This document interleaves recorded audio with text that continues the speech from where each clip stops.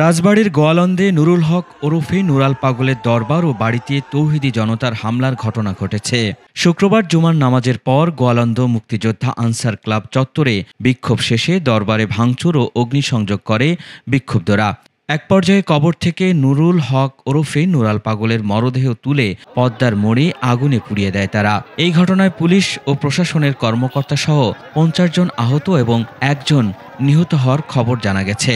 গত ২৩শে আগস্ট মৃত্যুর পর নুরাল পাগলকে দরবারে উঁচু বেদিতে দাফন করা হয়। এটি ইসলামী শরীয়তের পরিপন্থী দাবি করে ঈমান আকিদা রক্ষা কমিটি কবর স্বাভাবিক করার আলটিমেটাম দিয়েছিল। শুক্রবার সকালে দরবার কর্তৃপক্ষ কবর নিচু করা ও সাইনবোর্ড অপসারণের কথা জানালেও বিক্ষোভকারীরা তাতে সন্তুষ্ট হয়নি। প্রশাসনের পক্ষ থেকে দাবি বাস্তবায়নের আশ্বাস দেওয়া হলেও পূর্ব ঘোষণার কর্মসূচি অনুযায়ী বিক্ষোভ করে তৌহিদি জনতা। এ সময় উপজেলা নির্বাহী অফিসার ও পুলিশের গাড়ি ভাঙচুর করা হয়। পরে সেনাবাহিনী ও র্যাব ঘটনাস্থলে গিয়ে পরিস্থিতি নিয়ন্ত্রণে আনে। এদিকে রাজবাড়ী পুলিশ সুপার মোহাম্মদ কামরুল ইসলাম ঘটনাস্থল পরিদর্শন করে জানিয়েছেন, পরিস্থিতি এখন কিছুটা শান্ত রয়েছে। এই দুর্ঘটনা এড়াতে পুলিশ সব ধরনের ব্যবস্থা গ্রহণ করলেও এটি ঠেকানো সম্ভব হয়নি বলে জানিয়েছেন তিনি। বর্তমান পরিস্থিতি আপনারা দেখছেন যে আমাদের সম্পূর্ণ নিয়ন্ত্রণে আছে। এখানে তৌহিদি জনতার ব্যানারে ঈমান ও আকিদা রক্ষা কমিটি তাদের একটি এখান থেকে প্রায় আধা কিলোমিটার দূরে একটি আনসার ক্লাব মাঠে শান্তিপূর্ণ সমাবেশের কথা ছিল। তো সেই শান্তিপূর্ণ সমাবেশের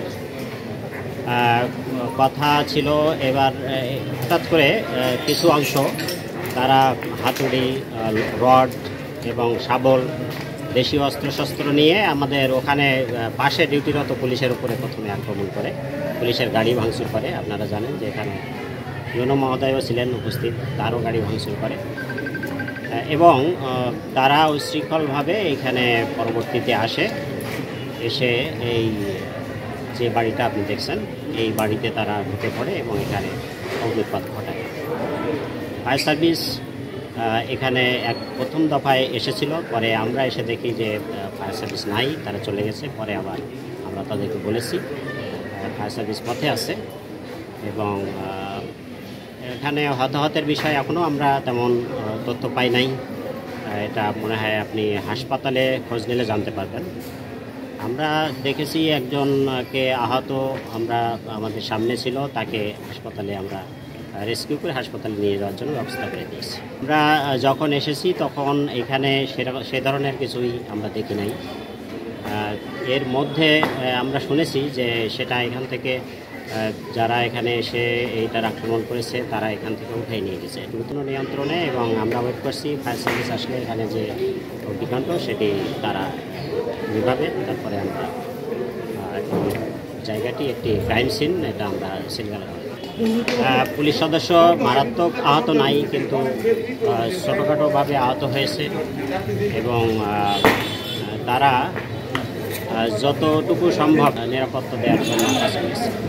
কিন্তু তৌহিদি জনতার যে সংখ্যা এবং ভলিউম এটা অনেক বেশি থাকাতে আমরা স্ট্র্যাটেজিক্যালি এনফোর্স হয়ে বেশি সংখ্যায় পুলিশ নিয়ে আমরা এই উপস্থলে এসেছি এবং এটা নিয়ন্ত্রণ